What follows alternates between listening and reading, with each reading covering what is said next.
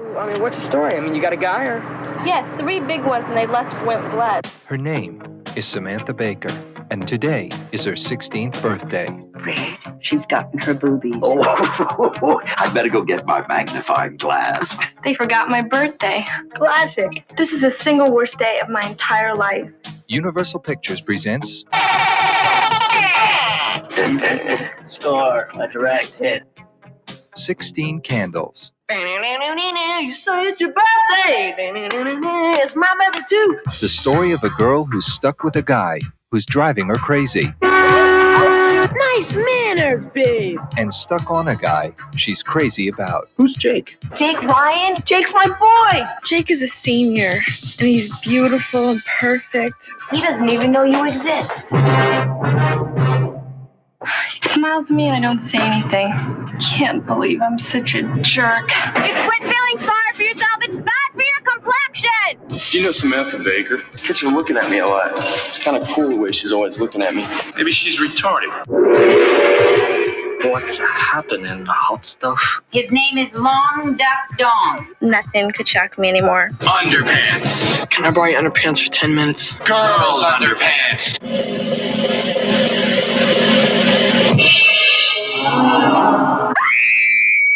Hate that rock and roll rubbish. Everybody in this family has just gone totally out of limits.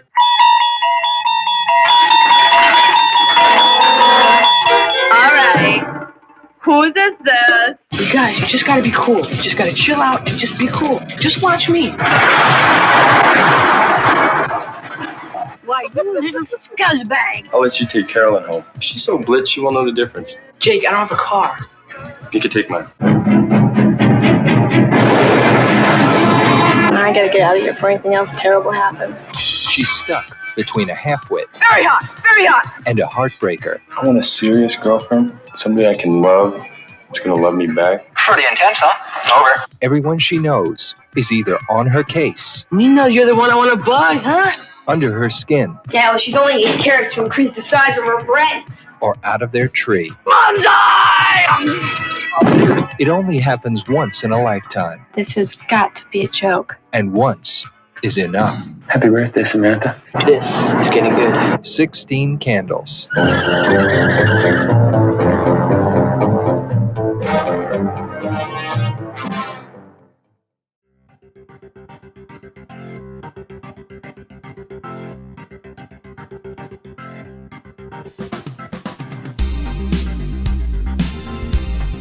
Hello, I'm Katie, and welcome to Retromade, your pop culture rewind. Welcome back. Today, we're going to flash back to 1984. We're going to revisit 16 Candles, the film that launched 1,000 crushes and immortalized teenage awkwardness in this John Hughes classic and the unforgettable pop culture landscape of 1984. Returning to the show are 2 of my favorite time-traveling podcasters, Jamie and Milo from the 80s and 90s Uncensored. These guys are all about pop culture nostalgia. They also created Pod Chums, a community helping indie podcasters connect and grow. It's always a blast having you guys. What's new? What's going on in your world? Hey. Yeah, boy, lots going on in our world these days. Doing podcasts. Yeah, we got Pod Chums. We've got the Podysees, watching old movies. Jamie's moving. like middle-aged life changes and stuff. It's crazy. I had a colonoscopy. Oh, that's a milestone, right? Yeah, now I'm truly middle-aged because I had my first colonoscopy, so I'm good. I'm in the club. Mm-hmm. I'm lucky enough to not have joined that club yet, but not far off, probably. Yeah, and on the plus side, they found everything they were looking for in there. They got it all out, all the toys, all the Lemony Winks. They found him. He was alive and well. So all good. Looking for that little fella. Finally found him. Have your 80s and 90s Uncensored mug. Oh, yeah, of course. I love it. When joining a podcast. Tell us more about Pod Chums. What's the scoop? Tell the listeners about it.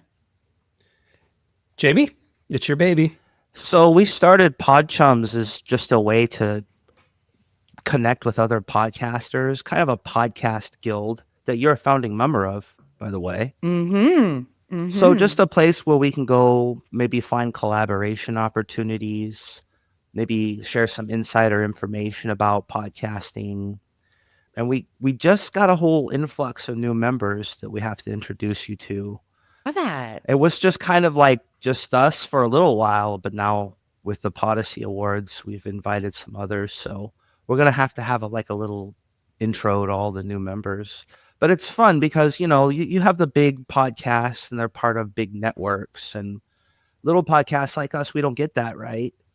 So we kind of made one, and it's just our own literal kind of, it's a network, right? But a network in that we can all kind of like collaborate together and share ideas, maybe co-guest, have a cross-promotional marketing opportunities, whatever. So I think it's fun. I think us little podcasters deserve a community for ourselves. You know what I'm saying? We don't have to be the big guys to have our own thing going on. Agreed. I love it. You meet great people, and there's a podcast. There's a podcast that goes along with it. So that's fun, especially if you're a podcaster. And, speaking of networks, I also wanted to remind Retromade listeners that if you like to dive into the films of specific directors, this season of Retromade is actually on the network, The Director's Chair, because I'm covering John Hughes this season. So if you like that kind of stuff, they have Michael Mann this season. There's Brian De Palma, Ed Zwick. I feel like I'm forgetting someone. So head on over to The Director's Chair for other fun goodness, movie goodness. Okay. Without further ado, you guys, there's a new spin on the time capsule this season. I see what you did there. Yeah. Can you guys see that? Oh, yeah. Yep. Okay. So I've created the categories on the Retromade time capsule wheel here. I'm going to spin on your behalf, see what category we come to, and we will test your 1984 knowledge, guys. So. You had your coffee, Jamie? Is the brain firing? All right, you guys. Yeah, I'm ready. I'm ready to do this. Right. Commercial countdown. All right. In a 1984 ad campaign targeting kids and tweens, this fruit drink brand featured an animated pitcher mascot who burst through the walls exclaiming his famous line. Oh, we need to say the line, not the brand? Okay, yeah. Kool-Aid. yeah. And what was the brand? Who was it? Kool-Aid on that one. He's Yeah, a we know Kool-Aid that. guy. Kool-Aid Yeah. Man. Yes. And I like how all the kids were always like, oh, cool, it's the Kool-Aid Man. Where in real life, you'd be terrified. This giant Kool-Aid pitcher just busts through the brick wall and he's like, oh, yeah. You're like, oh, yeah. Run away. Kool-Aid was a thing, man. You could do a lot with it. You drink the Kool-Aid as it is. You freeze it in your ice cube trays and make little Yes. Kool-Aid pops out of it. You can add vodka to it. Add vodka, exactly. Yes. All And kinds of stuff maybe you can do we with used to Kool-Aid. use it to clean up metal. So Oh, is it Kool-Aid. like Coke like that? If yeah, there's if you an acid? concentrate it, there's an acid. You can clean stuff with it. Oh, that sounds horrifying. Yeah. That we consume And it. we drink it. Uh-huh. All right, there's another one. In 1984, this athletic shoe company aired high-energy TV spot featuring the slogan, "Just for the fun of it." It was promoting aerobics-inspired sneakers.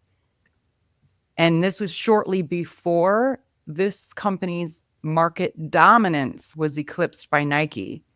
What brand was it? Is it I'm Adidas? thinking I was thinking Reebok, but it could be Adidas as well. Miley. I combined your names. You guys are now Miley. That's fine. Yeah. We're like a Hey, married if we have couple. a kid, We're if we have Miley. that kid someday, Milo, we know Yep. what to name it. Miley. Milo, you are correct. Oh, good job. Reebok, just for the fun of it. All right, let's Yeah. see another category. You guys are doing pretty good. Fad flashback. This particular type of dance exploded in popularity thanks to certain films that I won't say because it'll give it away. But they were released in 1984. It began as urban street culture, and then it hit the national stage, spawning competitions and TV appearances. What was it? And recently in this year's Olympics in France. Yeah. Yes. Yeah, we know. With that Australian gal. It was a one and done. One and done though. And what's the answer, you guys? Break-in. Dancing. Break dancing. But the movie Break-In. Break-In came out Yeah. in 1984. That was the movie that I didn't want to name. Oh, yeah, that's because the it would movie. have given it. Yeah. And then Break-In, that was big. That was just ahead of the movie we're talking about in the box office. Yeah. Oh, we're doing all right, Jamie. It'd be embarrassing if we do a You're doing pretty podcast good. about the 80s and couldn't answer any questions. Yeah, we about got our podcast is like 4.5 years old, and we didn't know anything. That'd be embarrassing. Let's do another one. So you guys already won breakdancing as the fad. VHS Vault. These are always fun. So VHS Vault is rentals that were big. Like you went to Blockbuster. Like what were the top? We'll say 6 because 2 of the movies that were in the top VHS rentals at the time, I covered last season on my Ultimate Everyman. So keep that in mind. That's a hint. That's why I'm doing 6 instead of 5. Mm. Do we have any guesses before I start with clues? Okay. Well, it's got to be stuff that came out like around that time frame. VHS. When Roadhouse stuff came out a little later, so you could even get stuff from 1983 too. Yeah, like I think maybe Return of the Jedi might be there. Yeah. Honestly, no, Empire Strikes Back would be 83. I'm going to stop you. You're wrong because I'm kind of surprised by these. Okay. I wouldn't just pull them out of my brain because this is early VHS time, right? Yeah. Like 84. RoboCop, maybe? Not that many people had VCRs. RoboCop's later. Well, and the Blockbuster wasn't even around. You had like mom and pop. You're right. Video stores. So you had the video stores that were kind of musky that some guy owned. Exactly. It was called like Bob's Video Store. And yes. Had the section in the back that you had to walk through the beads and you're like looking to see if your neighbor's dad is dad coming out of that section. You're like, that's Timmy's dad. Yeah. We know him. And your options were very limited at this time, which is probably why. So the first one, so this is 1984. Okay. This is why I'm surprised by this. One of the number one rented video in 1984 was, here's your hint, a coked up kingpin with a little friend. Oh, really? Scarface. Scarface came out in that came out in 1981, 1981, didn't it? 1981. It might have been 82, but it was very early. Oh, see, I was thinking late 70s, like 78 or 79. It was definitely in the 80s. It was in the 80s, but yeah, so Scarface. Wow. Wouldn't have guessed that. Now, I will say, I know this because Brian De Palma directed that, and I was just mentioning that I was on a network with Brian De Palma. So I know this because I listened to the episode. Scarface was not a popular movie when it first came out, like at the theater. It became popular on video rental. So it just took it a couple of years. It's one of those slow burners. Yeah. And then the next one, I covered it on my Kurt Russell and Patrick Swayze season. And I had a very hard time finding it, which is ironic because it was the number 2 most rented movie in 1984, but it was super hard to find now. It is a real-life nuclear whistleblower played by Streep. Oh, this is bringing back something. This does sound, so I'm guessing Meryl Streep. Cher was in it also. All the President's Men? No, they weren't in that. This one's stumping me. It's because you probably haven't seen it. Okay. Silkwood.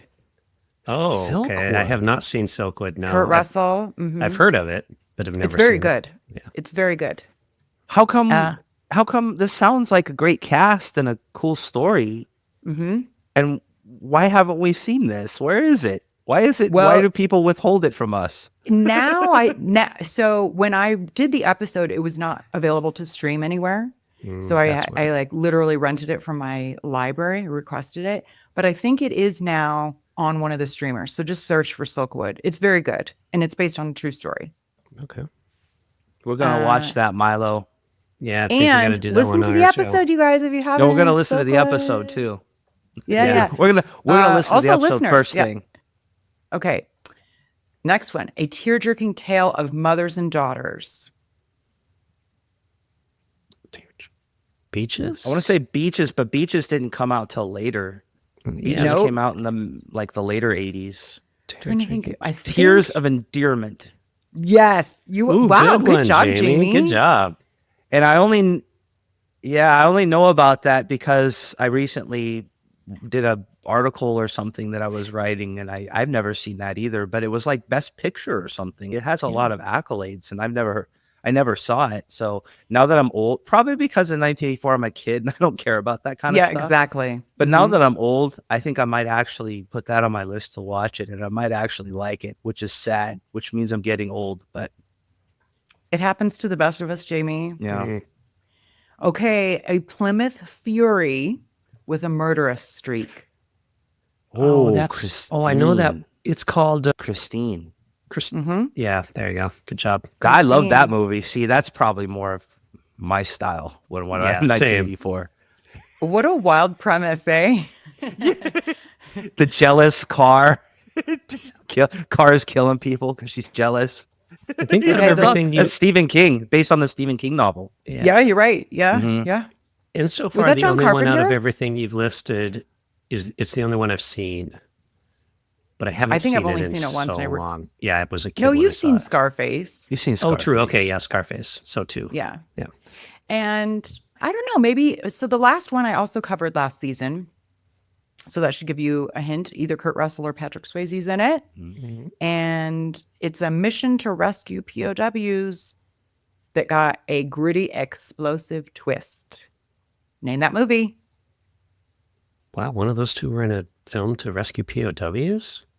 Mm-hmm. It's a little lesser known, but it is very good. The cast is outstanding.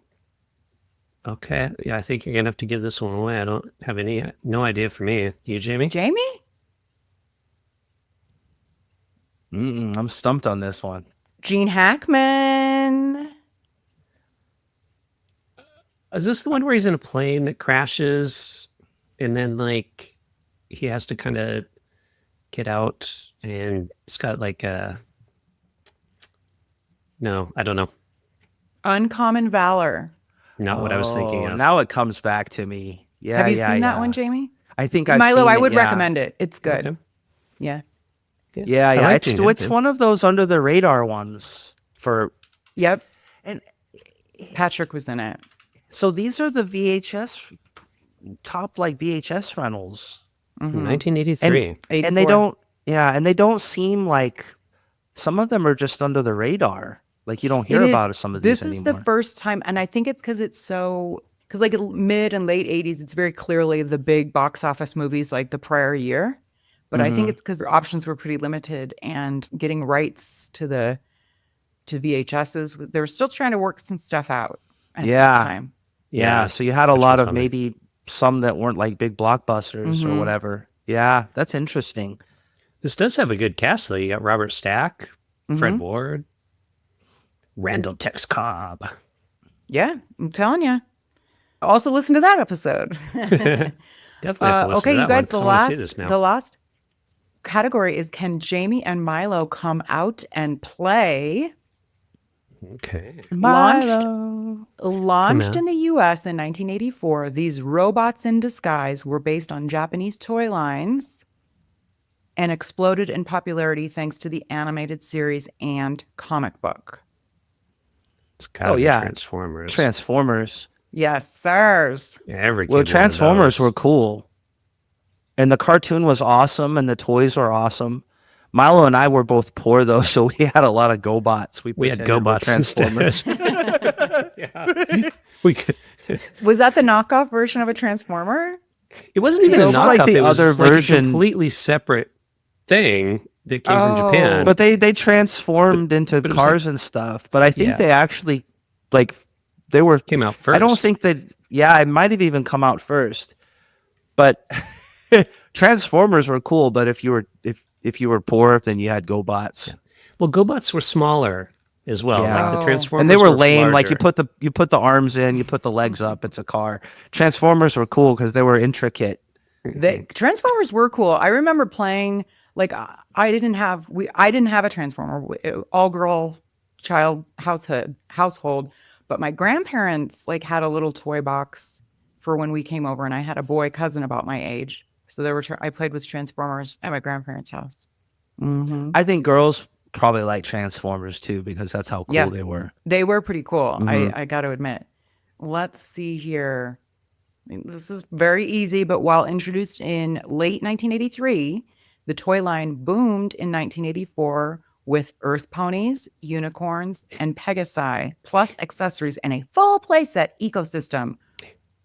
What was it? What toy am I referring to? Well, it has to be My Little Pony, right, Jimmy? My Little Pony. Jimmy, you got your My Little Pony collection back behind you there somewhere, right? We just can't. We see did it a on the whole screen. episode on My Little Pony. We did with Milo's wife because we so good. Yeah, and they smelled weird. We like My smelled Little Ponies and stuff. Yeah, they did have a smell, and I even had or technically they were probably my sisters, but the holding case was like a stable looking thing. You know what I mean? Mm-hmm. You guys know what I'm talking about? Yeah, it looked like a horse stable. Mm-hmm. Yeah. Mm-hmm. My cousins had them, and I always thought they had a weird smell, kind of like artificially like smelling fruit along with like dirty kid hands. You mix those together, you got My Little Pony. My Little Pony smell. They smell weird for some reason. Yeah, they did. It's that plasticky, artificial scent. You're right. And kid smell. Yeah. Kid hand germs all over him. Let's see. Let's find another one. In that episode, by the way, we talk about bronies. That's a whole nother subject. Yes, I remember that. I do. And yeah. Mm-hmm. Mm-hmm. God, there's so many toys. Look that up, friends. Yeah. That'll make your day. Or My Little Pony episode. That was a good one. I covered the Cabbage Patch Kids craze in my Silkwood episode because that was 1983. So that Christmas, there was such a craze for Cabbage Patch Kids. And I did not recall the name of the company who makes them. Do you guys know who it, not Hasbro or Mattel or what, but do you know who made the Cabbage Patch Kids? No, I would have guessed one of those two. Yeah, I might have guessed Mattel or Hasbro, but Coleco, Coleco. Coleco. Sounds more like a healthcare provider. I know. I never in a million years, I didn't even know this existed, but there was a spinoff from it. Spin-off pet toys from the Cabbage Patch Kids line released in 1984 and included cat and dog-like companions with adoption papers and names. How did I not have this? Do you guys know what it's called? Do you guys know this? I remember the pets. They had the pets come out because they were so Cabbage Patch Kids were so popular, and then they look, they got pets now too. But I don't remember what the pets were called. I can even remember what they look like in my head, but I can't remember what they're called. This says Kusas. What? Kusas? Kusas? Were they Spanish or something? Koos. I am your new dog. It says Koosas. Kusas. No. Kusas. And I remember Cabbage Patch, my cousins had those too. And I guess we're teaching young women to be good mothers or something because they had adoption papers. Yes. Oh, yeah. Like legit adoption papers. Yeah. Like, this is the name of your adopted Cabbage Patch Kid. And the girls are like, I adopted this Cabbage Patch Kid. Mine's was Sonia. Her name was Sonia. Sonia. Yeah. Mm-hmm. I just looked up Kusas, and they're kind of creepy looking. So they're kind of like the human, what do they call it? Like not anamorphic, where like kind of they make them humanish looking. Yeah, they're kind of humanish looking. Yeah. Yeah, they're kind of creepy looking now. Like if dogs and people could have babies, they would look like this, right? They look like Kushas. That you probably should put it down because it's suffering. If anybody had these, and maybe I'm pronouncing it wrong, but I can't believe I didn't. It seems like that would be right up my alley. But that was a thing in 1984. Yeah. Creepy Right. looking little animal toy dolls. Thanks for playing, guys. You did pretty darn good, I'd have to say. Oh, that's fun going back to 1984. That was fun. I like it. All right. Well, on this season, we're no longer talking about Kurt and Patrick. We're talking about John Hughes movies. What do you guys think? What's your history? I, like many people, am a huge John Hughes fan. You know, the fact that he only made 8 films, but wrote so many more that are just so iconic of the 80s and were like defining of the 80s, right? Like anytime you say 1980s movies, almost instantly John Hughes comes to mind, and you can name his movies. And even if you haven't necessarily seen all of his movies, you've probably at least seen one. You certainly know kind of what they're about. You usually have a pretty good idea who they star, you know, so it's just, he was iconic of the 80s. We couldn't have had the 80s without John Hughes. And interestingly, I would say John Hughes wouldn't exist today if he were alive. I don't think any of his movies would be made right now based on the content of his movies.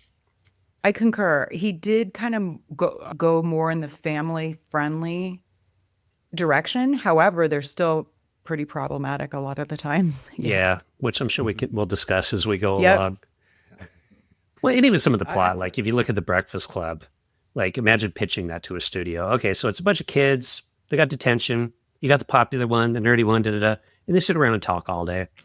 You know, the studio would be like, what? No. Well, that happened in 1985 or 84 when he wrote that before actually 16 Candles.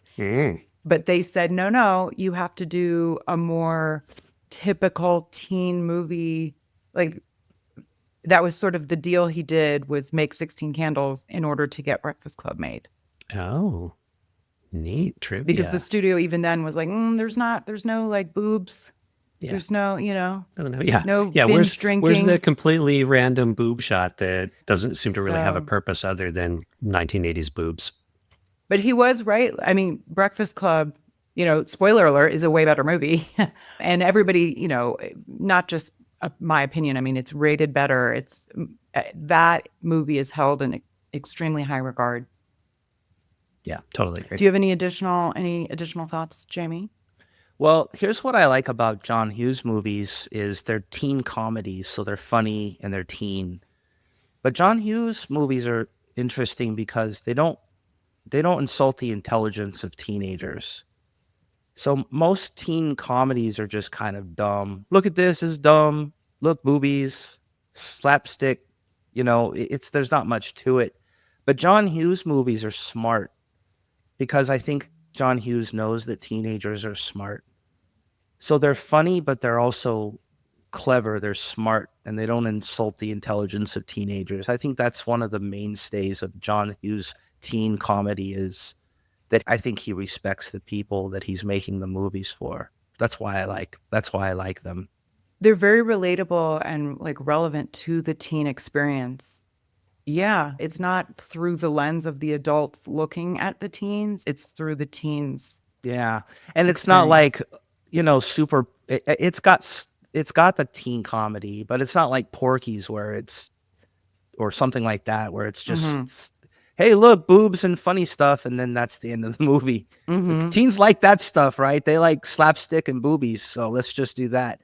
I mean, you still got a lot of slapstick, maybe a little bit of a sexiness, but you also have it's well written, and like you say, I think they're written through the kind of the mind of the teenager. So that's why I dig. That's what I think separates John Hughes teen comedies from others. Yeah, that's a good point. Yeah, well said, guys. Well, shall we get into the movie 16 Candles?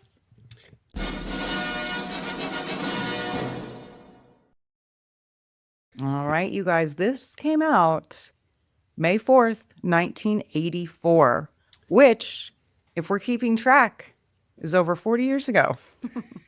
So that's not awesome. Makes me feel very old. I think I just got another gray hair. It's PG. Yeah, because, yep. Yeah, that's wild. Now, a couple reasons, because R, so at the time, your choices were R or PG. PG-13 did not yet exist. And it was only a few months. before it And would exist. Yeah. what movie was it? We covered it. Red, or I covered Red Dawn. Yeah. Red Another Dawn was the Sways. first one. Yeah. Mm-hmm. So yeah, it predates that. So it was either going to be an R or PG. And apparently, if you have more than 2 F-bombs, it's immediately an R. So they just removed one or removed a couple. Because I noted at least one F-bomb in 16 Candles. But then it still has nudity and like underage binge drinking, like very a lot of sexually sexual innuendo. yeah. And is there sexual assault going on here? So there's a lot in this, and it is a PG movie, whereas Breakfast Club has no nudity, none of that, but it has a lot of language. I mean, some adult situations, I guess, but Breakfast Club is an R-rated movie. Wild, eh? Yeah. See what happens when you drop too many F-bombs. Yeah. Yeah, Those nudity, rating boards are sexual so assault, weird. possible sexual assault, all that kind of stuff. That's fine. But you drop too many F-bombs. That's an R. We're coming down on you hard. You're over the line. You're over the line with that language. You can't drop an F-bomb while you're showing your boobies. Get rid of that F-bomb. Yeah. keep the boobs, though, please. Keep the boobs. That's okay. PG. Yeah.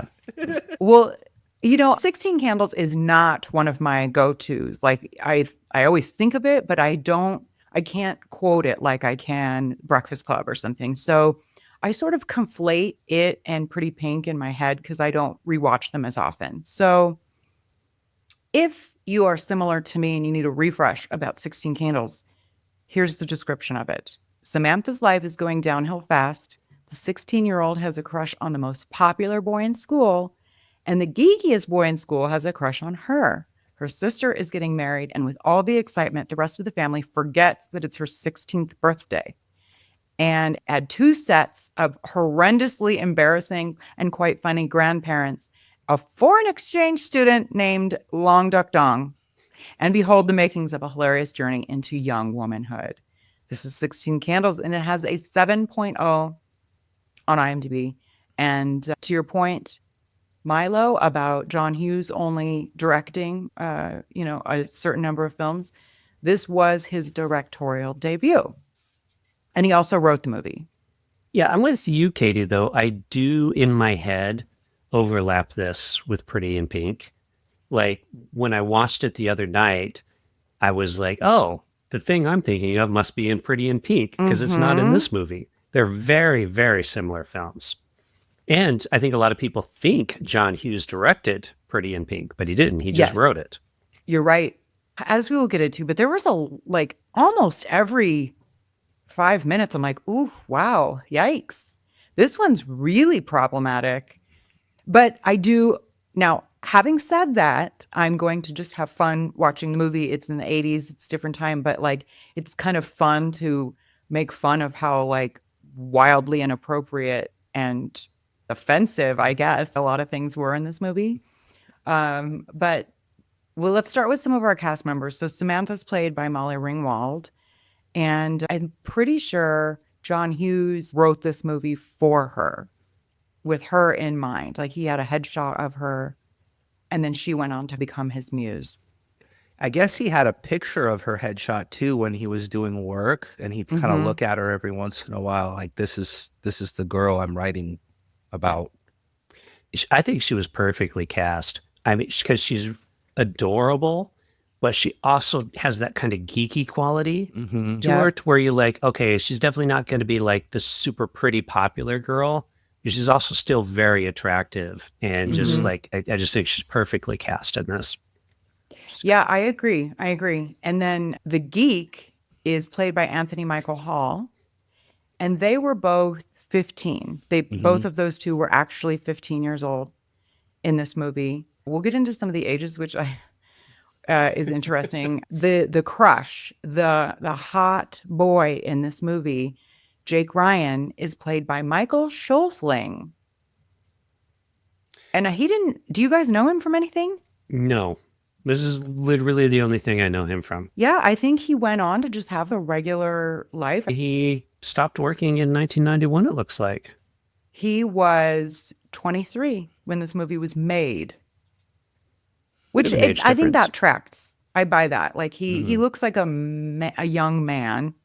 I thought Anthony Michael Hall looked all of 11 in this movie. Didn't you think he looked so young?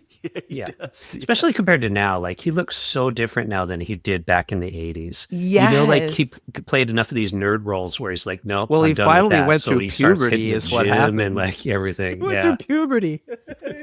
You're a late bloomer, you know? Yeah. But he's kind of a bit of a sexual predator as well.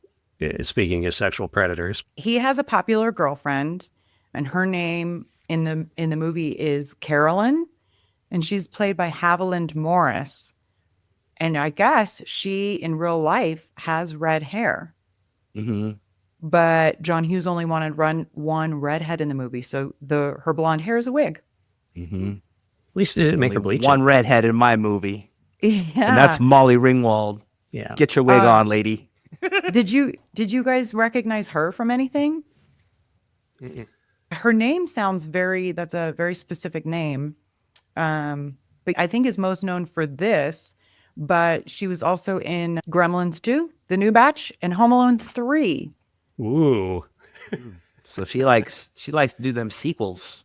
Yeah. Looks like it. And, there's a John Hughes connection, I guess, there with Home Alone. But I did not recall that this family has 4 kids. No, I Did didn't you? remember any of that storyline with the... I was the sister getting married. Yeah. But then there's also a younger brother and a younger sister. And the younger brother, oddly, was like second build in the movie. Weird. So Mike is his name. He's the younger brother. And he's played by Justin Henry. And they were just trying to maximize he had just come off doing Kramer versus Kramer. It was like a popular kid actor. And so they're like, oh, people will know his name. I did recognize him though when I watched him. Like, okay, this kid looks familiar. So I must have seen him in something else back then that he was in. He did. Yeah, you're right. And he was pretty good. He was like a jerky little brother. Yeah, he played it well. Mm-hmm. Very well. believable. Yeah, and it makes sense that the family would have a lot of kids because they forgot their daughter's 16th birthday because of the older ones getting married. There's 2 others you got to kind of control. She's kind of in the middle. Everybody's forgetting about me. I'm Jan Brady here. Jan Brady.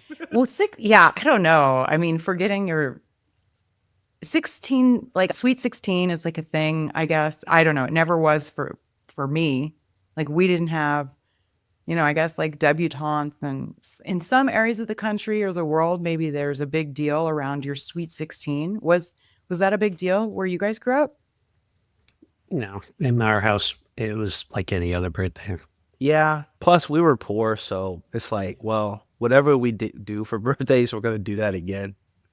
Yeah, I think you didn't have a Trans Am with a bow on it in the driveway waiting for you. Like she says. Didn't even bother attempting to ask for a car when my 16th rolled around because I knew there was no chance in hell that was going to happen. Yeah. I did get a car, but it wasn't like we went looking for one. I remember going like looking for one with my dad, but it wasn't there for me when I woke up on my 16th birthday. Aww. I know. Poor Katie. Little bow on it. It was a 10-year-old car. I mean, Oh, well, that's cool. That What was works. it? What was it? Used car. it was a Ford Probe. Remember those? Ooh, yeah, I remember. What the hell is a Ford Probe? It was kind of almost a roundish looking is kind of the way I would describe it. It wasn't round, but it kind of had a It was a bubble look. 1989 Ford Probe because like somewhere in the mid 90s they changed the look of them. But yeah. Oh, was it the kind of roundy looking one? Did it kind of like like the hood? Yeah, the hood was kinda. very kind of roundish. And I'm pretty sure did the flash or the headlights come up? No, I can't remember. Anyway, When I hear that, I just think, when did Ford get into the healthcare industry? And that's all Probe. I can think about. Yeah, it is a silly Or space. name. Maybe they're into space now. Probing. Probe. Yeah, that is odd. When I think the Taurus eventually was kind of what the Ford Probe got turned into, because they were very similar cars. And so I think when they discontinued... No, Probe was a 2-door. It was kind of like a sporty car. Okay. Taurus were really ugly. Wasn't the Ford Probe kind of ugly? Am I thinking of the I wrong mean, car? I clearly didn't think so because it was like sporty. Look, when you get a car and someone else pays for it, doesn't matter what it looks like. Yeah, you're right. Okay. Yeah. Yeah, I was picturing the right car. But it's a I was. 2-door. It is a two-door. Yeah, you're right. The Taurus is a four-door, but I guess, yeah, it is more sporty than I was picturing it. Yeah, I wanted a Sunfire. Those were like all the rage in the mid 90s for teenage cars, which are kind of ridiculous to think about. And what were those other ones? Geostorms. Those are also Metros. Popular like teen cars. The sky blue and the yellow colors. Geos. Geos. They were so cool. And now you look at them, you're like, oh, look at that little pill looking thing. Yeah. They must have changed the look a bit for the Probe though, because like you had the really kind of circular bubbly front grille, and then they had kind of a sportier looking version that has like actual vents on the front and stuff. So Haviland Morris, and so she plays Jake's girlfriend. They're both like in their early 20s, 23 and 24 respectively. And then the actor who plays Long Duck Dong, and is it Ged or Getty? Gedde Watanabe. That's the actor's name. Mm-hmm. I don't know. I'd say Getty. Ged or Getty Watanabe. Mm. So that's the actor. He was 28 years old. Really? So he plays the exchange he looks student. much younger.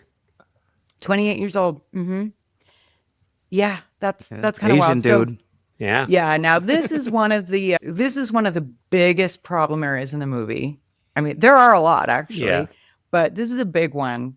And he said in an interview that he had a lot of anger publicly expressed toward him for playing this role for, this is such a negative stereotype for Asian men. Yeah. But Roger Ebert came to his defense, writing that he actually elevates his role from potentially being an offensive stereotype to high comedy. But since then, a lot of people put it in the same category as Mickey Rooney in Breakfast at Tiffany's. Mm-hmm. Yeah, I would say Mickey Rooney's is probably more so because he's actually not Asian. Right, towards this guy's. But the thing is, he was a young starting out actor. He didn't have a lot of credits prior to this. So as an actor, you're like, you're going to pay me to be in a movie. Yeah, okay, sure, I'll do it. Well, and you're not going to blow me up with a missile or something and not make you the bad guy, because that's a lot of Asian American male actors. That was kind of like the roles you got back then. Yeah. And he doesn't have an accent. Like, he's born in the United States. I can't remember. I want to say like Utah or somewhere like really bland like that. He had a friend from Korea, and he said he just mimicked his accent. Mm-hmm. Nice. So here's the thing about the early and mid 80s is you could still make fun of people in offensive ways, like black people, women, homosexuals. You could still make fun of, and you can't get away with that now unless you're an Asian male. I was kind of noticing that it still seems even today like it's okay to make fun of Asian males. If you make fun of anybody else, it's offensive, but you'll still see stuff out there that's very kind of stereotypical. And I thought that's interesting that the Asian male hasn't really been protected in the way that all these other groups of people had in our current kind of world. So and I you just think thought it's specifically males? I think it's specifically Asian males, and you'll even see comedians, Asian male comedians, they still play it up. Sometimes you'll still see it, and even like at the high school, like with my son, he has a lot of Asian male friends, and they were born here, but they still seem to get a lot of that kind of thing. So I was thinking that's interesting. That is this character perpetuating that stereotype? Yeah, but that's one of the few stereotypes that can still be around today. I don't know if it'd be to this level, though. I mean, imagine seeing a modern movie made to this level. Like, literally, like, every time he shows up, a dong ring, like the gong sound. Yeah. His name is Long Dong. Exactly. What's your last name? Dong. Your first name? Long. Ooh. Oh, and he even, doesn't he have, like, karate gear on in one scene randomly? Yeah. And they continually call him Chinaman, the Chinaman. The Chinaman.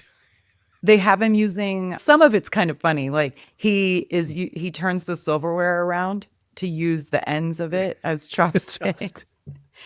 I guess the scene with the exercise bike was his idea, the actor's idea, because he found it in the home they were filming in and had an idea. So he did, I think, probably, it could have been worse, I guess, is what I'm saying. I think he did make things funny, but yeah, there was a lot, really. And like they even insinuated that the grandparents were kind of using him for like labor.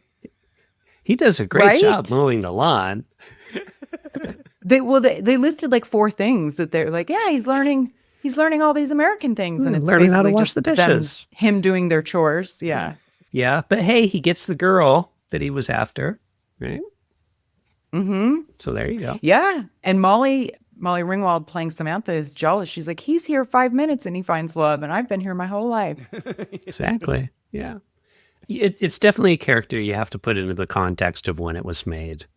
You certainly can't put it with our modern sensibilities. And I am surprised, though. I mean, I was a toddler in 84, but I guess watching it, I was kind of surprised that it was so blatant in the 80s. Like, it's not the 50s. I don't know. And it's kind of weird for John Hughes, too, who in general is pretty, he plays stuff for laughs, but in general plays, like we were saying earlier, writes teens reasonably respectably. Mm-hmm. But then he throws this character in there that's kind of a bit out of place, just for laughs, just because. Yeah, like why did the grandparents bring? Yeah, you're right. It is kind of just for laughs, and he is notorious for having all white casts. Mm-hmm. And then when there is someone that is not white, they're a caricature. Yeah, not great, John Hughes. Let's work on this in your next life. Yeah, how about come on, John. Yeah. So the grandparents I thought were fucking hilarious. Paul Dooley is her dad. The grandparents, I guess I'm not listing their names, but you all know Paul Dooley. He's extremely famous. He plays her dad. And then her mom is played by Carlin Glynn, which I didn't know her from anything, but she is the real life mother of an actress in another John Hughes movie. You guys know? Mary Master Stewart Antonio. What? How do I say? Yes, Jamie. Mary Stewart Masterson. Oh, did you look this up at some point? How did you know that? I looked it up at some point. Yeah. Oh, wow. Good job. Jamie's ready for your trivia night. That's funny because you were combining, I knew where you were going. You were combining Mary Stewart Masterson with Mary Antonio. Master Antonio. Master Antonio. Yeah, it's like hard to say. Yeah. I was confusing all of those, but you get what I was getting there. Yeah. And then her sister who's getting married is played by Blanche Baker, which I think, so her sister's name is Jenny in this. And she's played by Blanche Baker, and Baker is the actual actress's last name, too. I mean, should we talk about that marriage? Like, she's basically marrying into an abusive relationship? Well, first of all, yeah, who's she marrying? Who was he? Who's the actor? I recognized him. I can't remember his name now, but I knew it when I watched it. I can't think of his name. It's John Kapelos is the actor's name, and he's the janitor in The Breakfast Club. Oh, yeah. Yep. And he was in one other John Hughes movie, because he's like one of the like 2 actors who was in 3 John Hughes movies. He was in Weird Science also. Mm-hmm. I think he's at the bar that they go to in Chicago. Mm-hmm. Yeah. I like him as an actor, but I think they should have expanded the scenes with his parents. The dinner with his parents. That was a good scene. That was hilarious. Yeah, you're right. They should have had another scene with them. And there's another thing. Like, they offensively call him the oily bohunk. I wish somebody would call me that. That's awesome. The oily bohunk. All right, Jamie, we can start calling you that if you want. And you know what? I actually remember, do, and people let's see, how would you describe, this is like a Midwestern, like, offensive slang term for, like Eastern European countries, like okay, like at the time it was Czechoslovakia, right? They used to call them Hungary, probably oily bohunks. Am I right? Am I getting that right? It's I'd like never a, heard We're that. from the West Coast. Yeah. So I'd never heard that That's why term you don't other know. than in this film. That's the only That place sounds I've like ever So heard did you something guys like not a- know what that meant? Bohunk? I thought I it mean, was kind of got it based on what they sounds said and awesome. who they were saying it to, right? I 'Cause was thinking like a buff dude who's kind of oiled down and he's a bohunk. He's a hunk, right? See, I was thinking kind of buff, but like oily, and that he's like sweats and eats a lot of oily foods and stuff. So I was thinking like gross oily. I didn't really understand the oily bit because like the way they portrayed the parents were more Italian stereotypes. Yeah. But yeah, his name's Rudy and their last name is like something Czech. And so in the Midwest, which John Hughes, this is like set in Chicago. So in the Midwest, there are a lot of immigrants from those Eastern European countries. Like I'm thinking of like Czech, Hungary, probably a couple others. Bulgaria. Those immigrants, like the slang offensive term was bohunk. Oh. Mhm. So I better not go around Don't- calling myself yeah, a bohunk. don't. People Well, will is be like, bohunk okay without the oily part? Could we just call No. Jamie bohunk? No, it's like saying WAP. What's WAP? It's the Well, slang, that one I know. That's an offensive Italian term for slang. Italians. Yeah, I Oh. definitely know that one. like offensive slang. Yeah, Yeah. it's in the same vein. But yeah, like the scene with his parents because they were over the top, but they seemed more like a really caricaturish mob family because even the Godfather music comes on. yeah. Like when he's like, "Oh, my business, it's a little this, a little that," and the We don't mom's talk about my overly made up. Can't talk about it too much. I might have to kill you. Come on.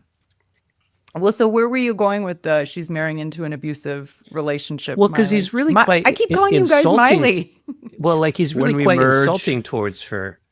You know, he says something at some point to her, and even the dad kind of has a reaction to it, like her dad.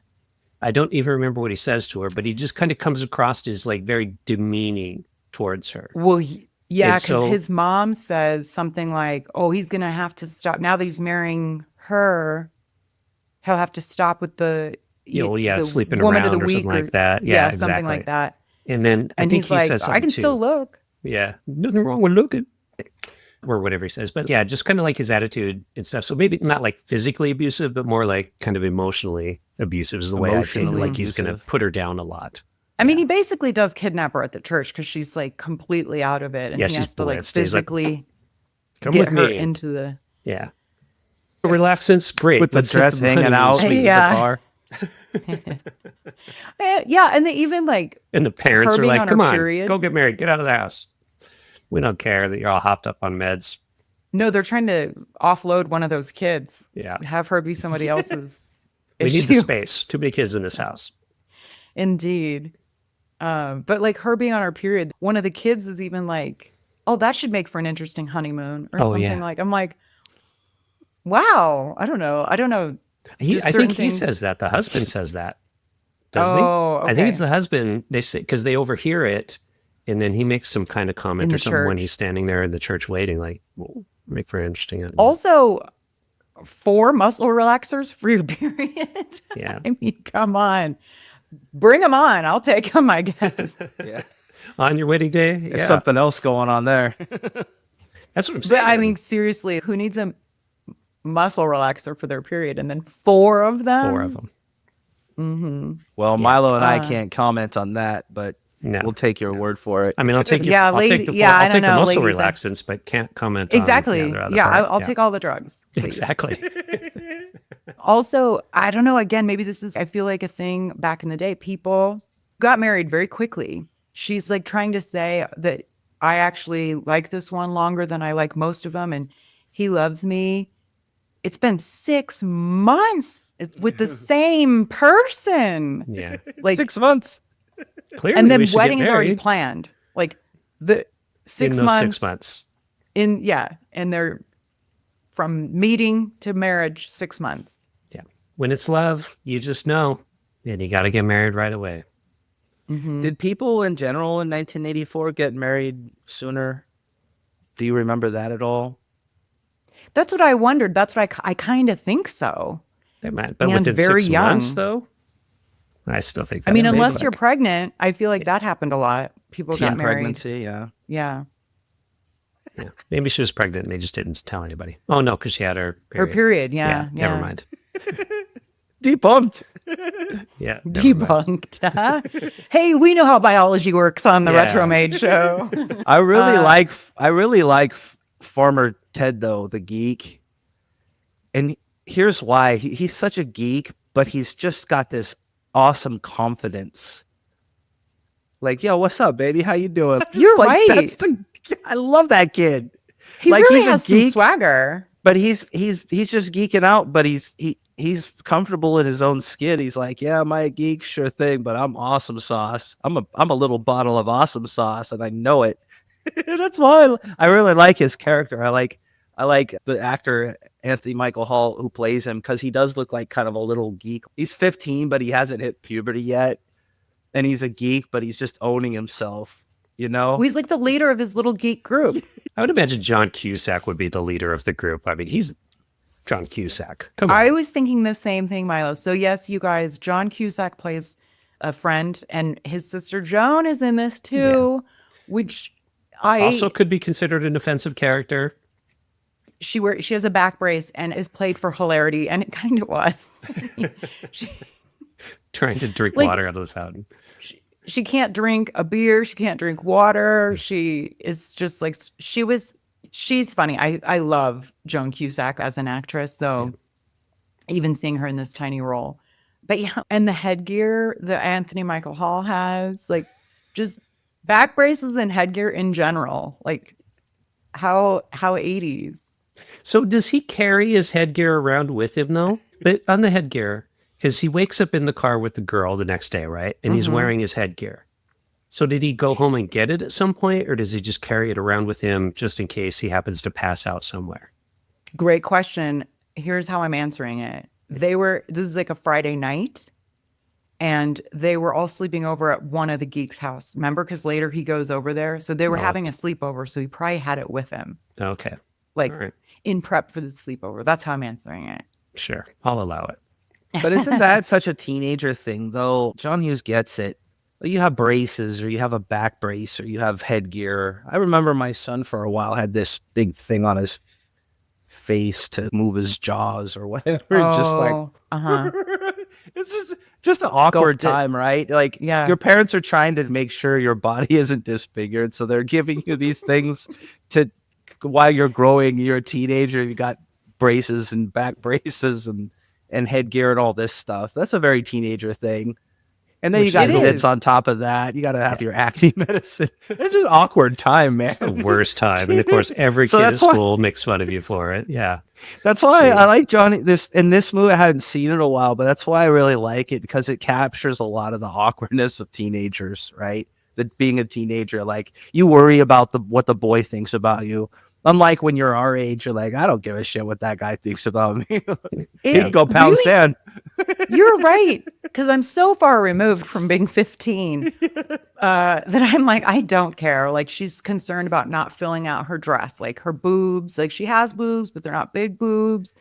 And she's like jealous of the older, the senior girls. And was the boy like me? And even in the scene where she's like writing the note, it's like an anonymous questionnaire about basically sexual things, and she's answering it, and then she's supposed to pass it back.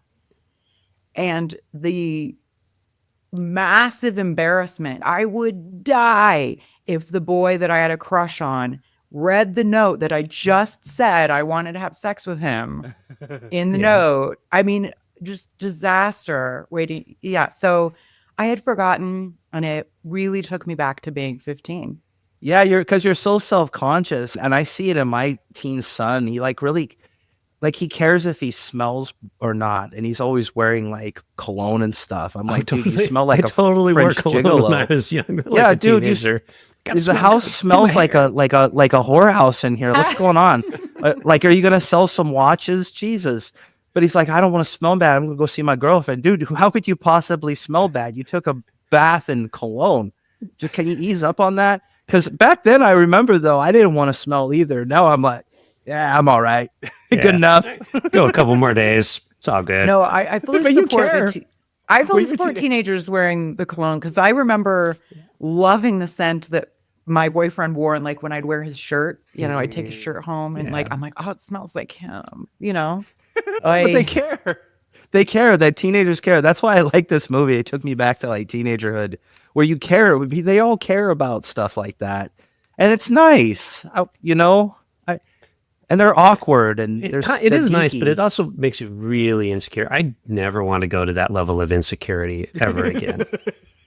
Unless you're Farmer Ted the geek, man, he doesn't have any insecurity. He's like, here's my headgear, whatever. I'm awesome. He's also almost I'm a ladies' sexual man. predator. Guy does not take no for an answer. Come on.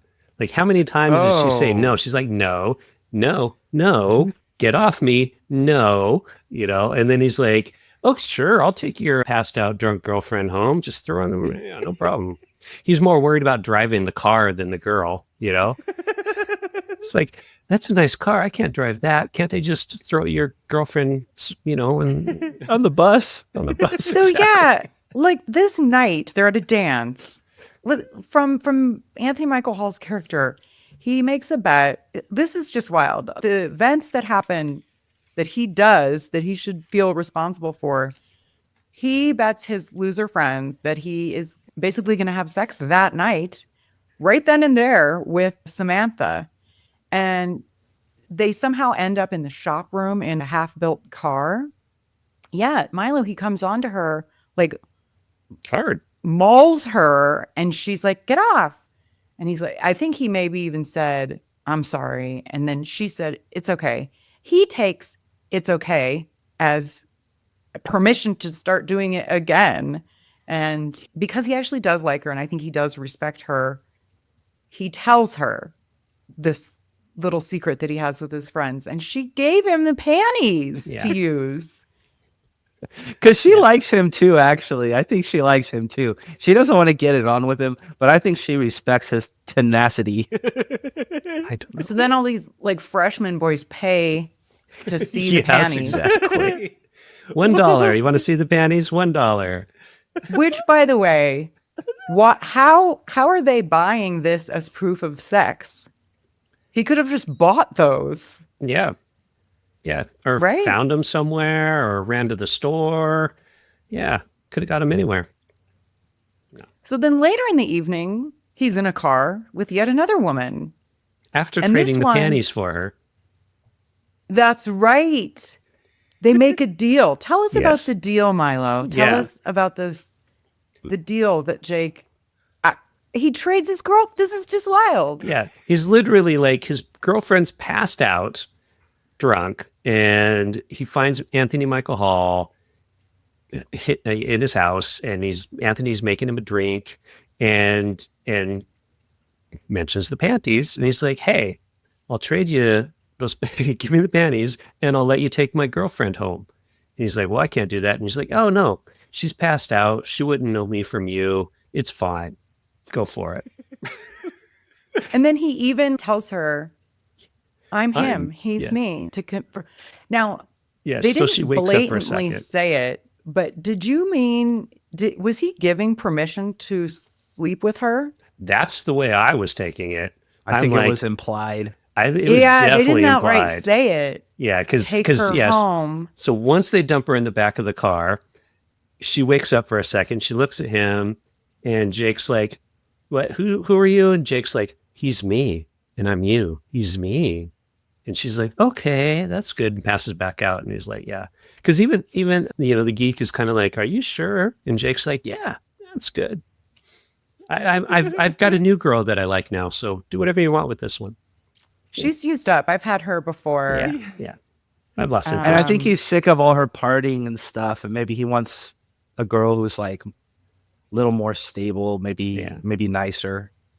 And everybody he does say knows someone if I she's can love and care about. That's not. Maybe he's so maturing. shallow. Yeah, maybe he's maturing as a guy. Yeah, it's very mature to ditch your drunk girlfriend in a car with some geek, implying that the geek can have sex with her. He's sick of her, man. Do whatever you want, kid. It doesn't matter to me. Wheeling and dealing. She, he fair and square, man. Also, did you guys notice that when they're it takes two of them, they're collaborating on this kidnapping extravaganza, putting her in the car with another 6-pack of beer. Oh, yeah. This is the end of the night. The party's yeah. over. And he's like, here's some roadies for you. Yep. And she continues to drink that. Was he doing that on purpose to maintain her level of I think so. He's like, you don't want her, like, it was again implied, you don't want her waking up. So just, too much. So just keep feeding her beers, have a few for yourself, and it's all good. And drive the car that you really barely know how to drive without your driver's license. Yeah, it's all good. Hey, but as long as you don't drop those F-bombs, that's fine. Yeah, don't drop any F-bombs. PG. Exactly. Again, you guys, yes, this is a PG-rated movie. It is a Take royal... your kids to see it. It Underage drinking, sexual assault. Yeah. But they don't have it. They only have one F-bomb. It's okay. Yeah. But he needs proof of this. So he goes to his friends and asks if they have film in the camera. Yes. So 80s. Yeah. Again, very inappropriate. Hey, look, I got this drunk girl. Let's take my picture with her. Yeah. And then they assume that they've already slept together. And they're like, 2 in 1 night, you're a legend. Yeah. This like 11-year-old looking boy. Yeah. He's such a stud. Such a stud. No longer the geek. He's the stud. He's the alpha geek. He's the alpha beta. That's why he is. There's a few other really inappropriate things that I wanted to, I'm sure that you caught. One is on more than one occasion, they use the F word that rhymes with bag. Oh, yeah. Multiple times, like as an insult. I seriously do remember that word being used as lame, like to mean lame. Yeah, I remember that from my youth as well. Like we didn't throw it around as... it was to the level of calling somebody lame or, a geek or a loser, like you would say it to your friends, like, oh,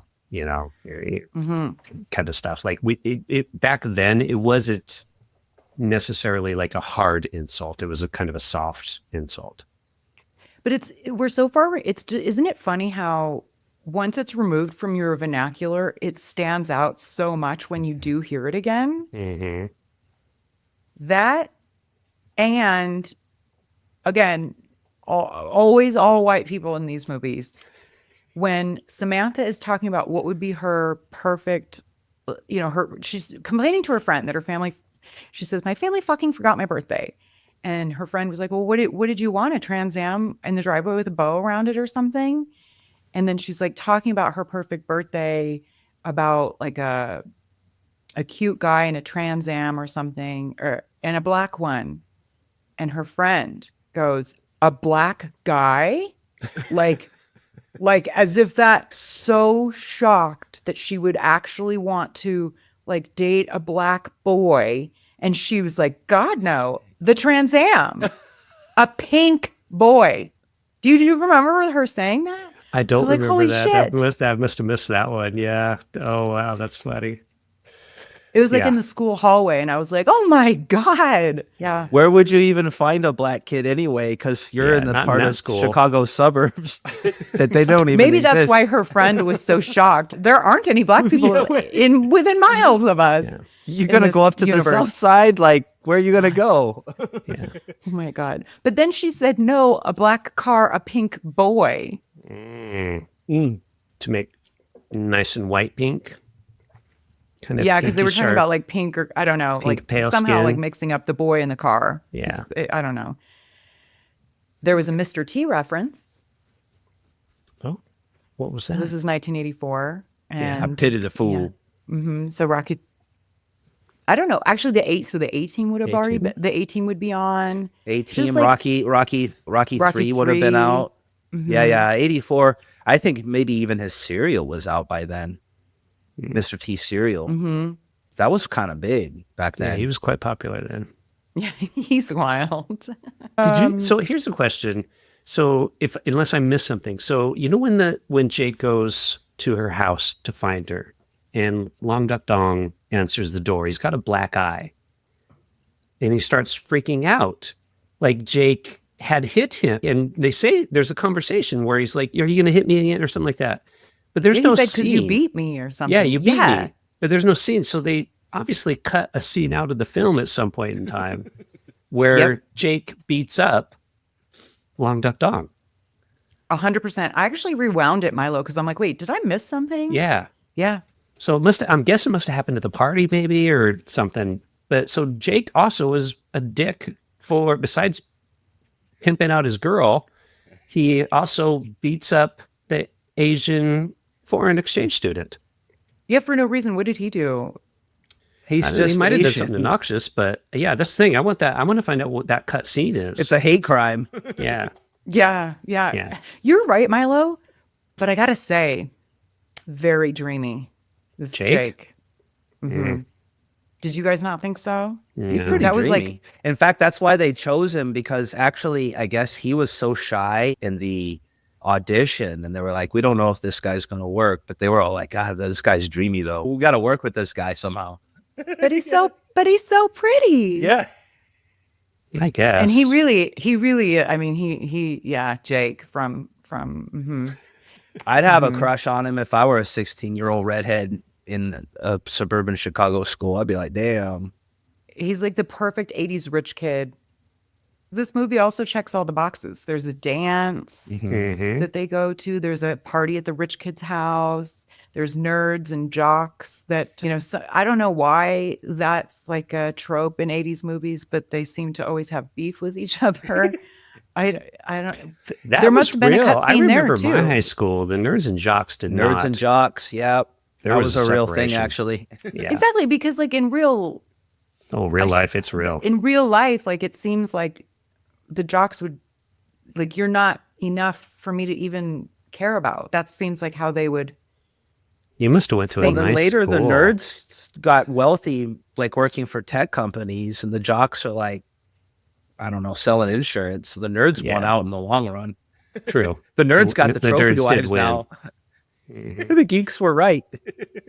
Well, where I was going with that, Milo, is like Jake's friend, even when they're in the gym, which was a weird scene. They're like doing pull-ups or something.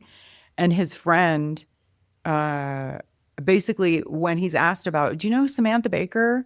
What do you think about her? And his friend is like, I don't.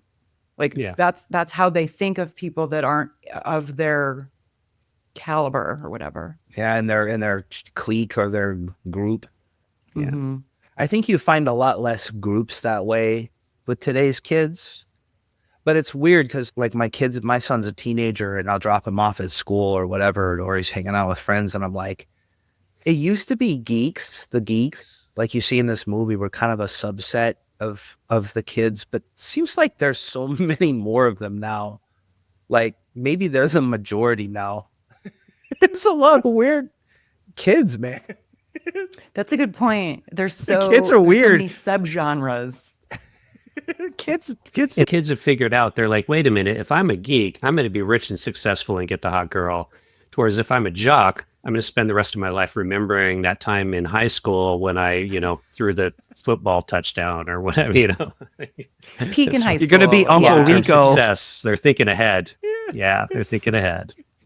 You're going to be Uncle Rico or Al Bundy. Exactly. They don't want to be Uncle Rico. Al Bundy. Exactly. Yeah. You're going to be selling shoes. Remember that time you threw a touchdown in high school selling shoes? Jocks, you lost. You lose. Yep. There's a few other people that I wanted to point out. I was looking for it. The Reverend I did see. So in the wedding scene, when Ginny, she's like, needs to sit down in the pew because she's so out of it on muscle relaxer. She's like, I just need to sit and rest for a minute. She sits next to Agnes Belushi, who is that actress that's sitting next to her, is John and James' mom. Wow. So they got her a little gig in the film. The priest or the reverend is played by Bill Murray's brother, Brian Doyle Murray. I thought that was fun. The less famous Murray, but he's still in a lot of stuff. Brian Doyle Murphy, if you look at, he shows up in a lot in supporting roles. Yeah, his IMDb page is a mile long. He's in so many. Yeah, he's in so many things. You remember Groundhog Day? He was like the mayor. Well, that's Bill's movie. Like, of course he's gonna. Bill's like, well, he's just in so many things. Okay. Yeah, I guess That tracks. Also, Jamie Gertz, did you guys see her? She's one Oh of the yeah, friends. that's like she just had a little cameo, kind of a little role. But I was surprised that she did because I love Jamie Gertz. I think she's kind of the underrated kind of movie dream girl of the 80s. Same. So it was cool to see her in there. I'm a big fan. I am too. Now, we already covered Ferris Bueller's Day Off. And so we were talking about there was meaning behind all of the license plates in Ferris Bueller's Day Off. And that seems to be a thing that John Hughes does. Well, this being his first movie that he directed, did you guys see that? So Jake's car, which was a pretty sweet car, the license plate was 21850, which is John Hughes' birthday, February 18th, 1950. And Molly Ringwald's birthday is also February 18th. Oh, wow. Didn't know that. Mm-hmm. That house, yeah, again, I don't know. I think this is my conflating Pretty in Pink, I think, with 16 Candles, because I recalled them being poor. And they're definitely not poor. That was a giant house. I guess there's 6 bedrooms. It was a brick house in northwestern Evanston, Illinois.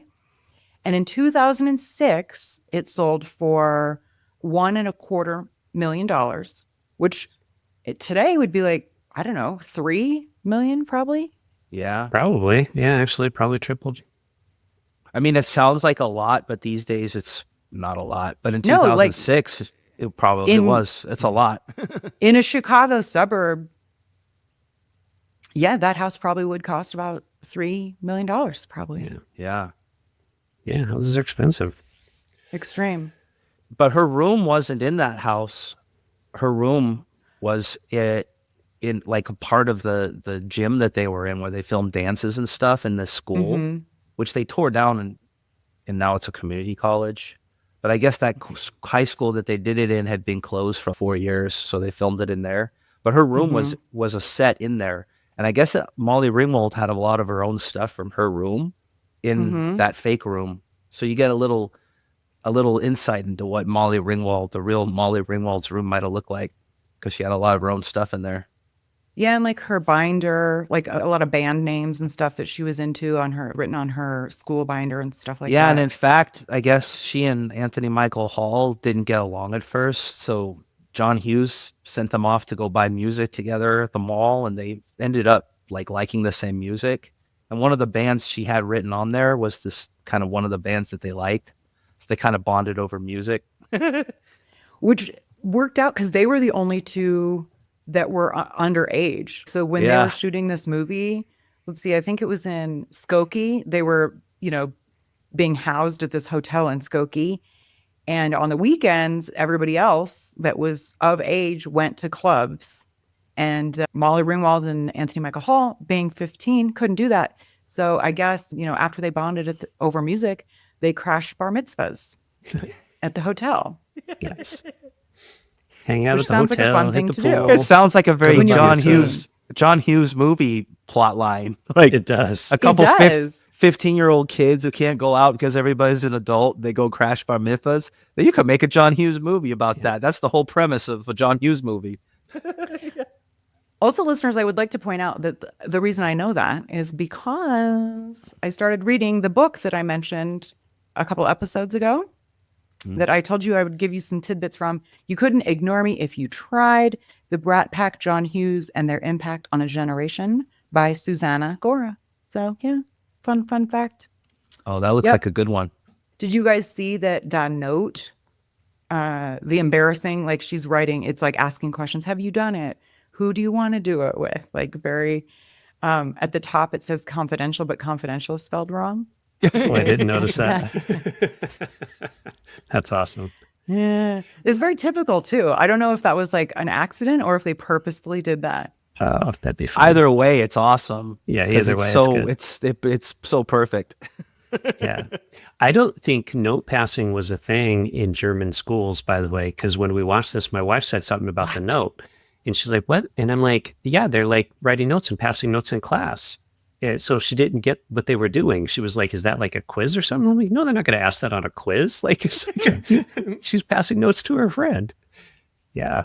I mean, it was a quiz, but like a friend quiz. It was a friend quiz, yeah. Yeah, but you pass all kinds of notes in class. Oh, that was totally a thing. That's how you texted back then. You'd pass notes. But they didn't do it in German schools. I guess maybe serious over there. 9. Yeah. 9. No notes. Smacked with a ruler if you get caught. Just passing a note. We didn't build Mercedes Benzes by passing notes. Pay attention. You will study. We are busy being a serious civilization. Yeah. I like how one of the questions was like, have you ever had sex? And it was kind of like, maybe, or something like that. Or how do you know? Maybe. How do you tell? She said sort of, sort or of, kind of, or something. Yeah. Or I think so. I think so. Yeah, I think it was. But that I feel like is such a preteen teen thing to be like, well, I've done some stuff, but I don't know. Is that sex? Yeah. Oh, that's pretty funny. So I do very much like the person that they cast as Jake Ryan. However, in an alternate universe, I would have loved this too. You're never going to guess in a million years who was super close to getting it. It was down to 2 people. Are Michael Schofield and Viggo Mortensen. Yeah. I would watch that. Viggo is a stud. He is. I adore. Yeah. I mean, he's an exception for me because I'm not a blonde. I'm not into the blondes, but dude, Viggo Mortensen. Yeah. I guess Molly really wanted him to be the guy too, because she was like, that guy is like, I like this guy. She's like, if I had to choose, I'd hit that. Mm-hmm. Yeah, I think the studio wanted Viggo too, but John, he put the hammer down and he said, no, it's going to be Schofling. Damn it, John. Yeah. I mean, I guess he has more of that kind of high school jock preppy look versus the rich Viggo. Kid, yeah. Like he definitely has probably more of the look of that kind of, drives a Porsche That's kind true. of thing. Whereas Although Viggo maybe could have done like the blonde Ivy League look too, maybe. I don't know. Yeah. I'm not mad at our Jake Ryan here. So, but I would like the alternate reality too. Maybe he could have been in the sequel because as we always talk about in these 80s movies, there's always talk of sequels or remakes or whatnot. There was a potential sequel in 2005 and Molly Ringwald actually was interested in doing it. It was going to be 32 candles, doubling. Well, 16. now it'd be more like 56 candles or something. 60 or 60 candles. No, she's probably not that much older than us. I don't know. 67 candles, like 67 and a half candles. Now you could collect Social Security. And people are like, oh, yeah, we can collect Social Security now. And it's a whole movie about Molly Ringwald collecting Social Security. She's like, having her party birthday time. Jake's gone. There's a new guy in the old folks' home that she's got a crush on. Oh, it's Viggo. Hey, Viggo's back. I'd watch it. I like it. Start writing. We didn't talk about the music, and I wanted to bring him up because he's a very frequent collaborator with John Hughes. The guy who did the music is Ira Newborn, and we talked about him on the Ferris Bueller's Day Off episode because he also did that music. But Weird Science, Uncle Buck, Planes, Trains, and Automobiles, and also Ace Ventura and Mallrats. Ira Newborn. Mallrats even. Wow. Yeah. Yeah, I mean, again, like when you think 80s and you think his film, John Hughes films, you think music as well. Like every one of his films has a soundtrack that goes along with it perfectly. 100%. And it kind of used to be that way with John Hughes or Tim Burton or even a lot of films. Who's the 90s guy that, why can't I think of his name?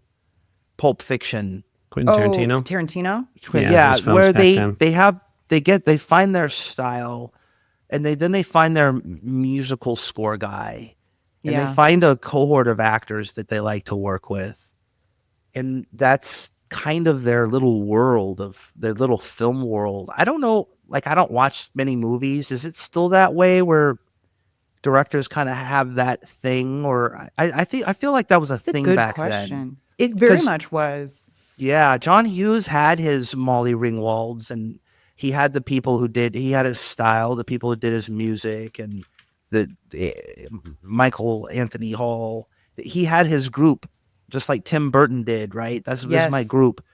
I don't know if that's a thing anymore. And maybe it's because studios kind of control everything now instead of the actual directors.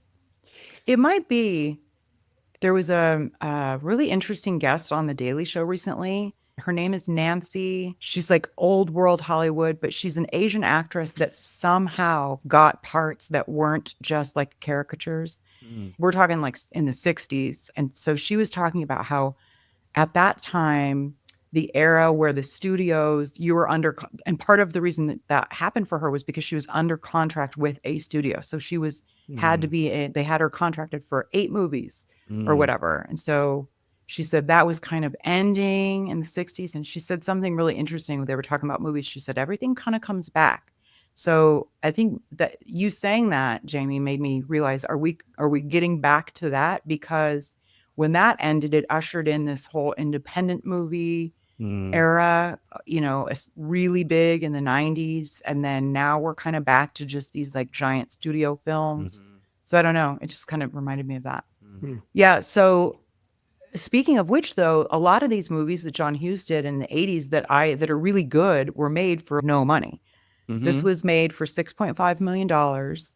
And it was nothing to sneeze at, the worldwide gross. It was $23.6 million on such a small budget, which was considered a modest hit at the time.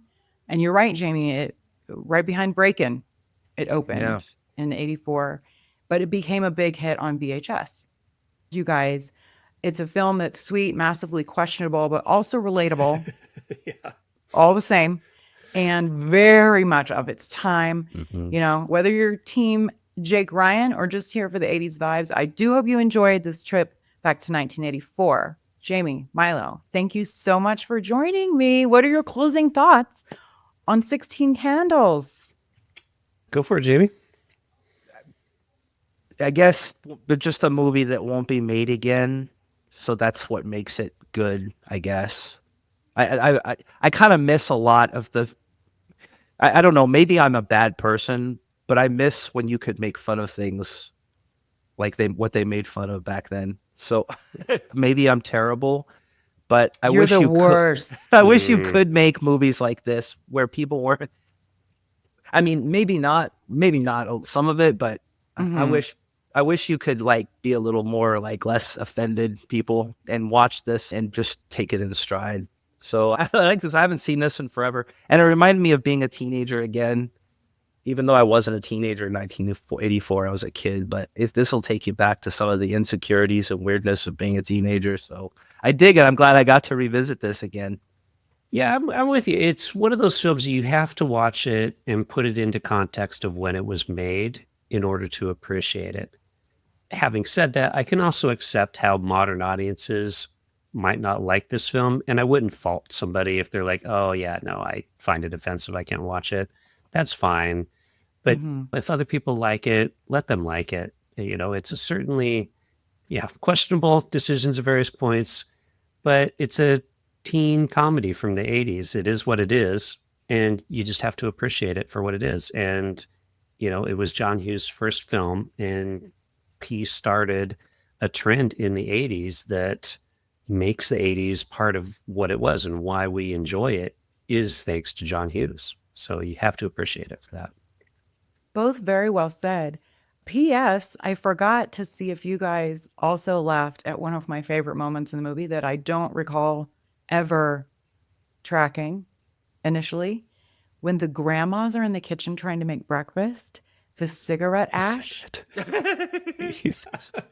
The one grandma's trying to catch the other grandma's cigarette ash while they're cooking. And it's the longest. And it's like in 2 scenes. Then later when they're like eating at the table, she's got a really long cigarette ash too. I was dying at that. Yeah. My grandma had those long cigarette ashes. And I remember my mom sometimes like getting a little ashtray and kind of flicking it off from my grandma. Or they'd cook and even like the ashes would fall into this stuff. They'd be like, man, we're cooking it anyway. Dude, indoor smoking was in 1984 was a thing. And my grandma had, I don't know why, sometimes she'd smoke, but sometimes she'd just light it up just because she's just used to having it. But she wouldn't even smoke it. It just turned into this long ash thing. That's funny. I'm glad you brought that up because it's so I true. almost forgot about it, but I was like, oh my God. And I don't remember noticing that in any prior watch. That was so real back then, though. He must see. That's 1984. That was real. He had Grandma's someone in his life. Yeah. Grandma's had those long ass ash cigarettes. It's true. Yep, That's that a they real. would be smoking while cooking or doing any other thing. Love it. Well, you guys, where can we find you? More of you. Well, you can always find the 80s and 90s Uncensored at pretty much any podcast player. You can visit our website, the80sandthe90s.com. And yeah, if you want to find out more of what we're working on, Fervorfish Media is kind of our like all-encompassing product. Oh. So that's fervorfish.com. And then, of course, Pod Chumps. I'll have this stuff in the show notes too. So send me that. Mm-hmm. Yeah. Well, if you guys had fun with us, hit follow, leave a review, drop me a note. I love hearing from fellow retro nerds. And until next time, be kind, rewind.